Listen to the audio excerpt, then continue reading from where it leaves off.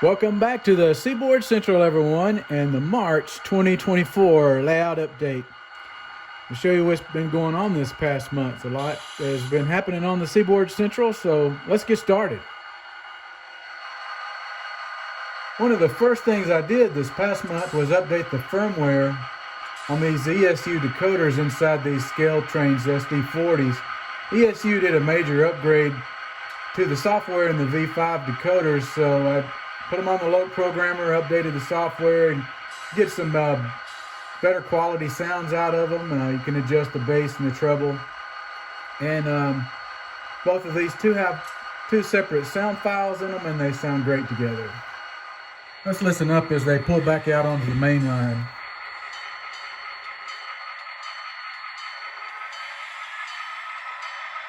And here's the horn on the 3010.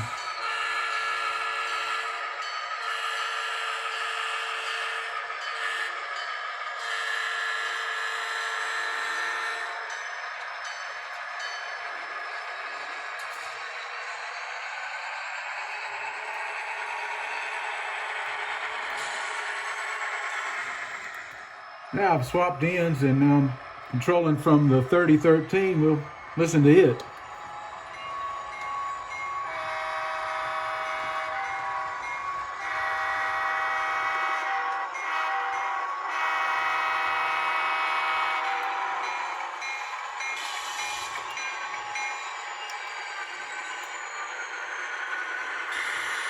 You can definitely hear the echo effect from that horn. It sounds great. One last shot of them as they run through the run around their train, and then we'll move on to other things.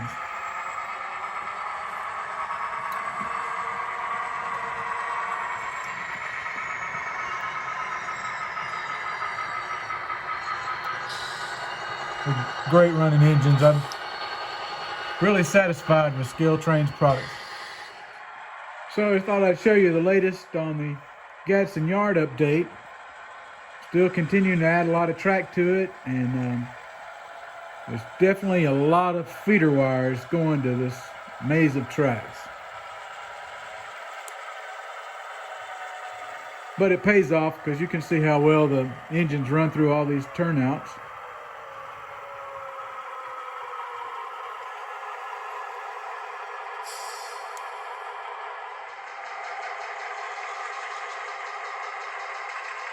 You can kind of see how I'm laying everything out. We'll run these engines over to the shop.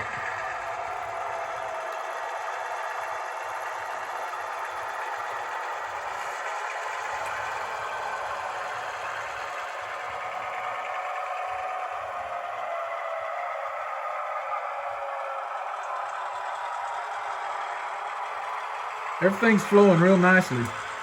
I'm very pleased with how it turned out so far.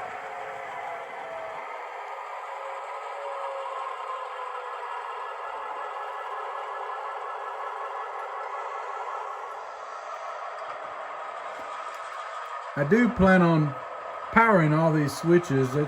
Like I said before, this is going to be a working staging yard. I'm not going to ballast it. This painted look is what it's going to have. So I want to try to make the operation as smooth as possible.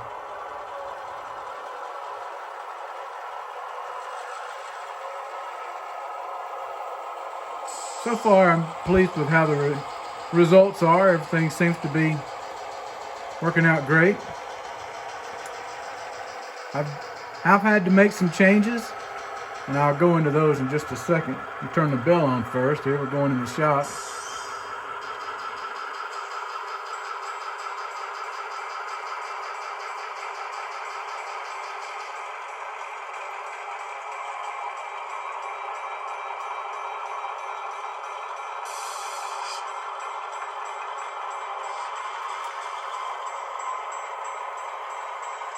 That'll work. From this angle, you can see how I'm laying everything out. These fuel pad tracks are just in here temporarily. I'm just positioning them where I want them to go. This will be ready 1 and then ready 2. And then this track will be able to spot up a tank car of biodiesel, and then probably a sand hopper here for sand. And of course you have the 2 shop tracks, and then on the other side of the shop track is will be Evan's rail car repair, be a rip track. So you can kind of see how everything's laying out. I hope it makes a little bit more sense. My original plan was to use the fueling facility that I had on my old layout, but it had Atlas code 83 track, and here I'm using micro engineering code 70. And I tried to use the track from the old layout inside the shop building, and also I was going to try it here as well, and it just wasn't working. It was already creating a derailment issue that I really didn't want to mess with. So that came out. In came more micro engineering code 70. Everything works great now. I removed the shop building to show what my plans are. I will end up adding concrete pads here on all 3 of these tracks, and I'll hopefully have that done by the next update, along with fixing these ready tracks. This is the Walthers Modern Fueling Facility Kit, so that should be coming along. I'll have it tied into the switch up here, definitely by the April update, and hopefully I'll have a new surprise for the layout that's being worked on right now, so be sure to tune back in for that. So another thing I hope to get started on next month is the next module to connect these 3 tracks. I do have a week of vacation, so hopefully that'll give me the time to get started on that. Next week, we'll jump back into the Realistic Ops series. It's going to be on origins and destinations, so be sure to tune in for that one. It's probably going to be a good one for a lot of people, help a lot of people out. So until next time, thanks for tuning into the Seaboard Central, and happy model railroading, everyone.